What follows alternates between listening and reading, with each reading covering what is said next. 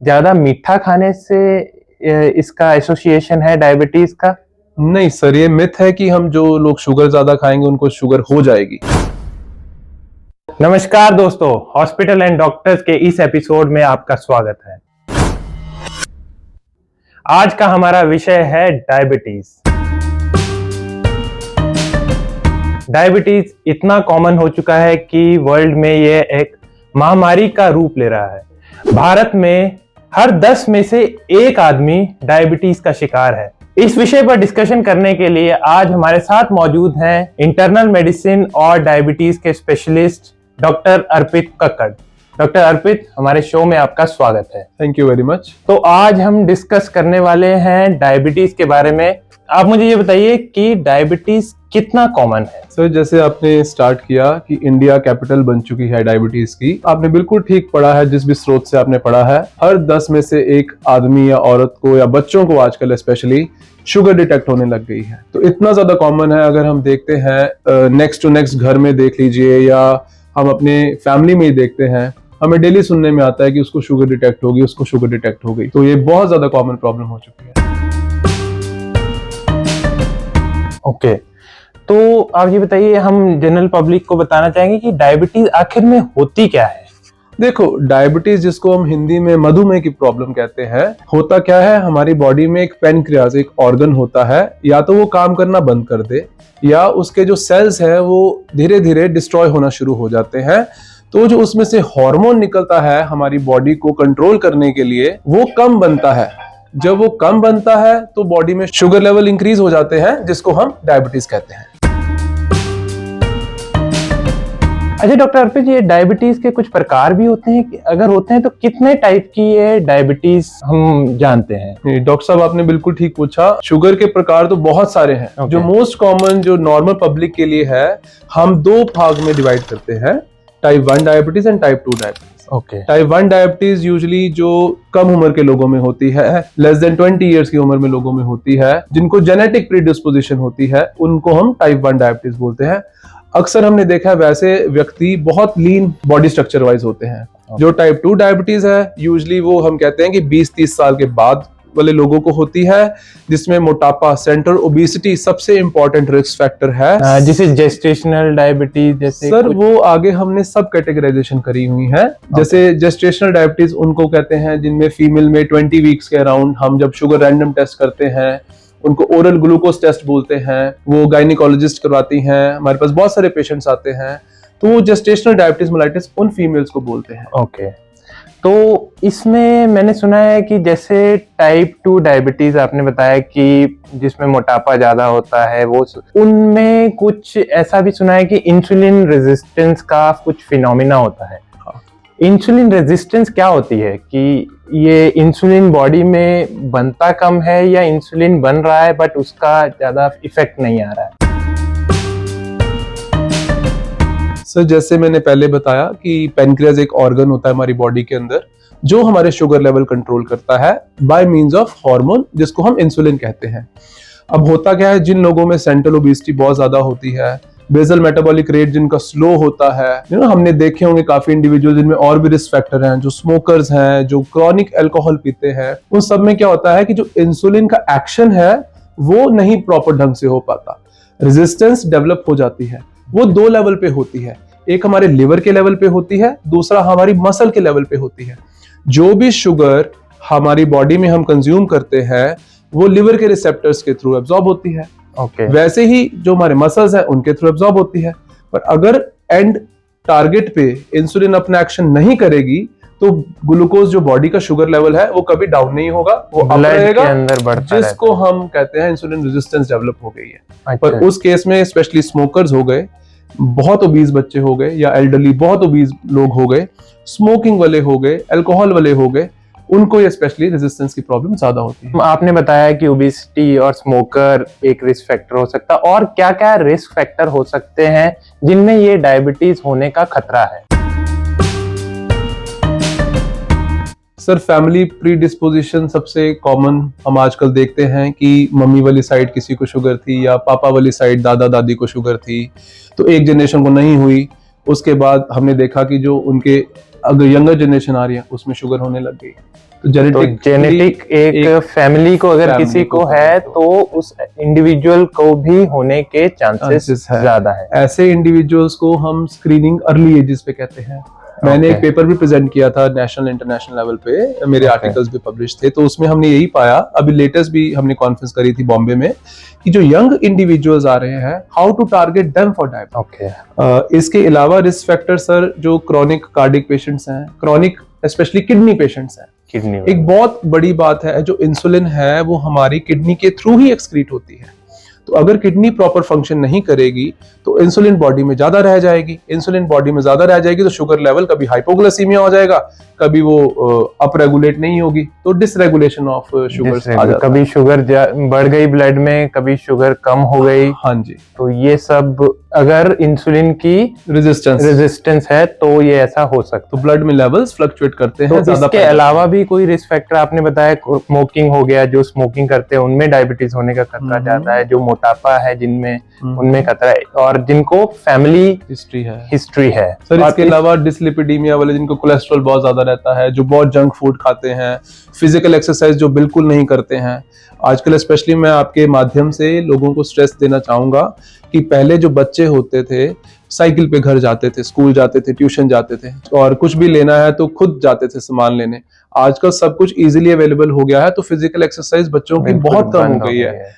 तो हमारा ये टारगेट है कि अगर हम वर्ल्ड की नंबर 1 डायबिटीज कैपिटल बने हैं तो हम उसमें आगे मत बढ़ते जाएं, हम किसी और चीज में फर्स्ट आने की कोशिश करें।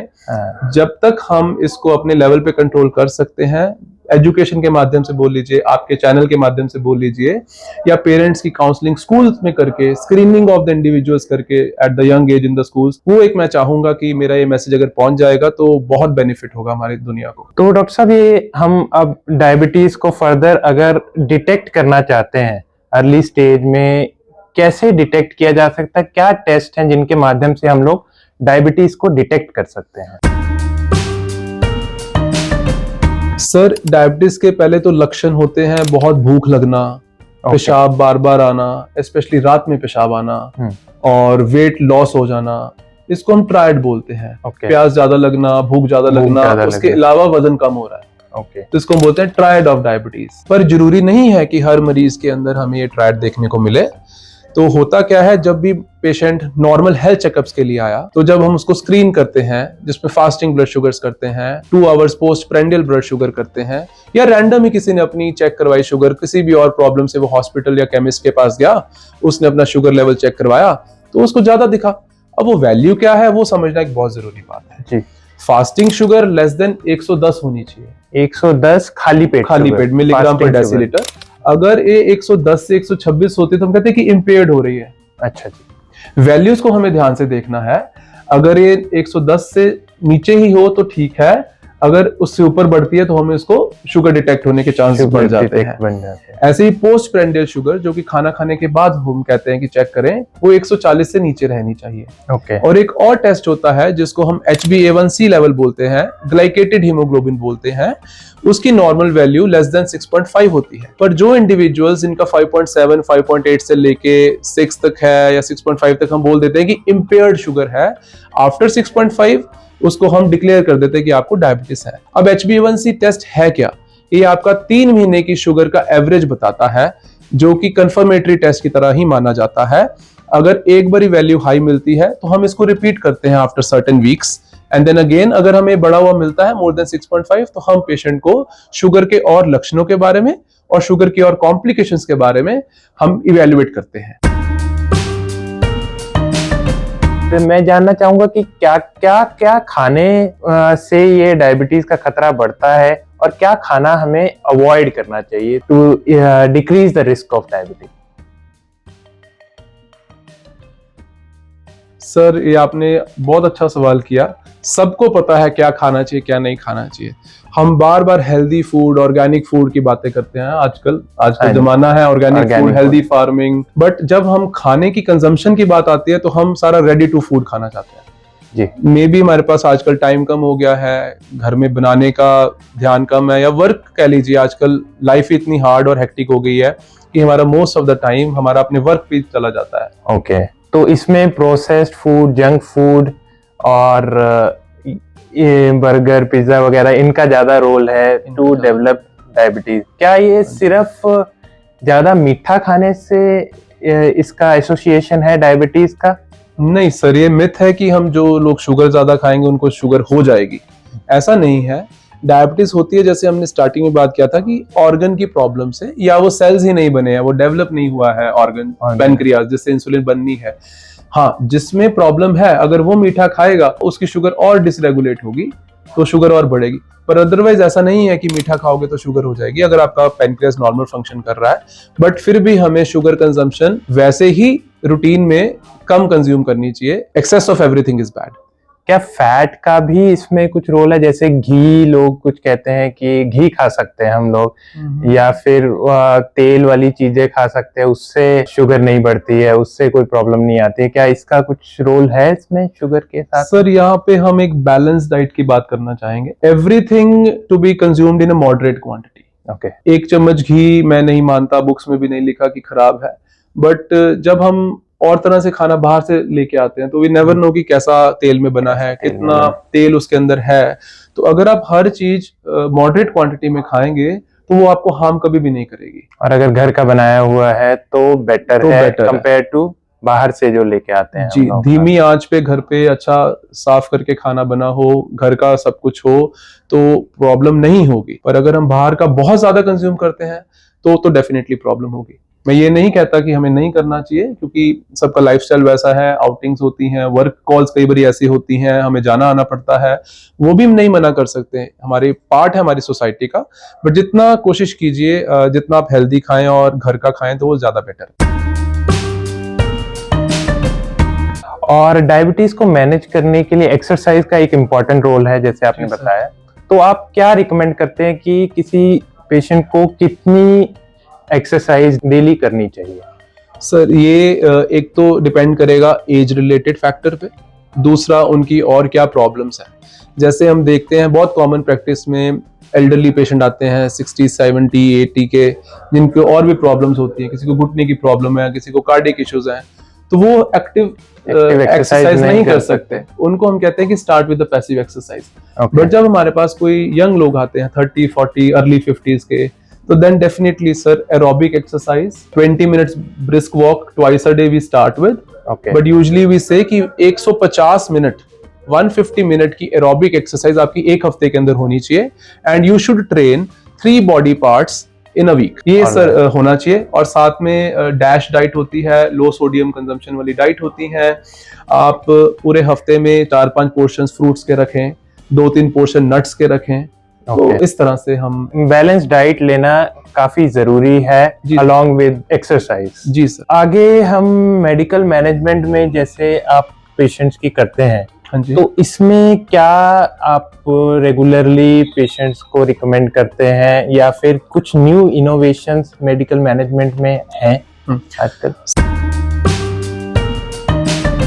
सर, जब हम किसी को भी हमने ट्रीटमेंट स्टार्ट करना है तो फर्स्ट ऑफ ऑल पेशेंट की एक्सेप्टेंस नहीं होती। मुझे कैसे शुगर हो गई, अभी तक तो थी नहीं, डिनायल फेज में होते हैं। Denial phase. जब वो धीरे धीरे इस बात को समझते हैं कि वो नहीं कंट्रोल करेंगे तो और प्रॉब्लम्स के साथ आते हैं। जैसे किसी को आंखों के आगे झिल्ली आने लग जाती है, पर्दे में प्रॉब्लम आ जाती है, उसको हम बोलते हैं डायबिटिक रेटिनोपैथी। किसी को पेशाब में झाग आनी शुरू हो जाती है, तो उसको बोलते हैं गुर्दे पे असर आ गया, diabetes nephropathy.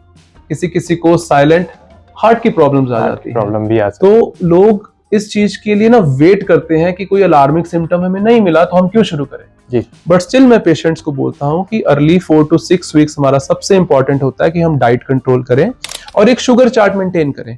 Sugar chart maintain आपने कैसे करना है? खाना खाने से पहले और खाना खाने के 2 घंटे के बाद।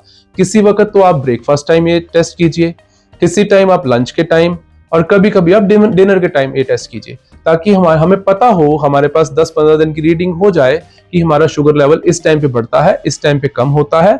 और साथ में अपना डाइट जरूर देखें कि उस टाइम आपने क्या खाया था, क्योंकि जब हमने आपका ट्रीटमेंट स्टार्ट करना है तो हम आपका डाइट के अकॉर्डिंग और शुगर लेवल के अकॉर्डिंग आपको डाइटरी मेजर्स बता सकें और कौन सी गोली आपको स्टार्ट करनी है हम वो आपको बता सकें। ओके, तो क्या कोई हेल्दी इंडिविजुअल जिसको पहले कभी शुगर नहीं है, जी सर, कोई उनको सिम्टम्स भी नहीं है, कुछ उसमें भी ऐसे कोई टेस्ट रिकमेंडेड है जो उनको कराने चाहिए, जिससे कि अगर उनमें साइलेंट कोई डायबिटीज है तो उसका पता लग सके, और अगर कुछ रिकमेंडेड टेस्ट है तो कितना फ्रीक्वेंटली उनको कराने चाहिए? सर सबसे इम्पोर्टेंट हम आजकल हो गया ग्लाइकेटेड हीमोग्लोबिन HbA1c, जो 3 महीने की शुगर लेवल के बारे में बताता है। वो उनको मैं बोलता हूँ हेल्थ चेकअप में एवरी 6 मंथ्स, अगर वो प्री डायबिटिक है तो, पर अगर वो नॉर्मल इंडिविजुअल है, डायबिटीज की हिस्ट्री नहीं है, तो once a year is recommended. What I tell my patients is कि एवरी दिवाली टू दिवाली और every new year to new year आप ये टेस्ट कराते रहें, ताकि आपको अपनी बॉडी का पता लगता रहे। ओके तो इसमें कुछ न्यू टेस्ट और न्यू रिकमेंडेशन भी आजकल आई हैं डायबिटीज की मैनेजमेंट में?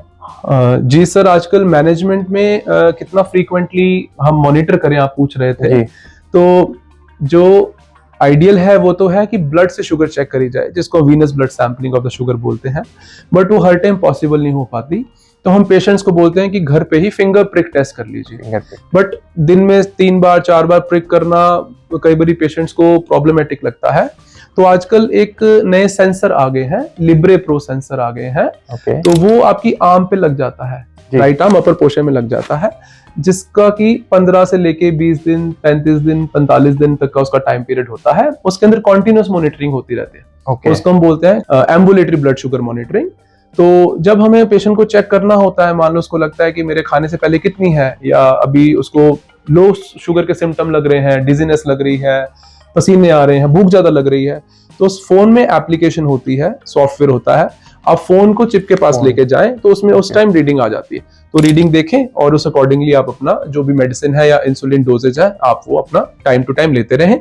और अगर वो आपका ज्यादा फ्लक्चुएट करती है तो फिर एक स्पेशलिस्ट को मिलें और अपना मेडिसिन को दोबारा रेगुलेट और सेट करवाएं। जी, तो ये तो बहुत ही बढ़िया इनोवेशन है फॉर मैनेजमेंट ऑफ डायबिटीज, जिसमें पेशेंट को बार बार फिंगर प्रिक और बार बार अपना ब्लड नहीं देना पड़ता। इसके अलावा कुछ और मिथ्स भी होते हैं जो डायबिटीज से रिलेटेड हैं।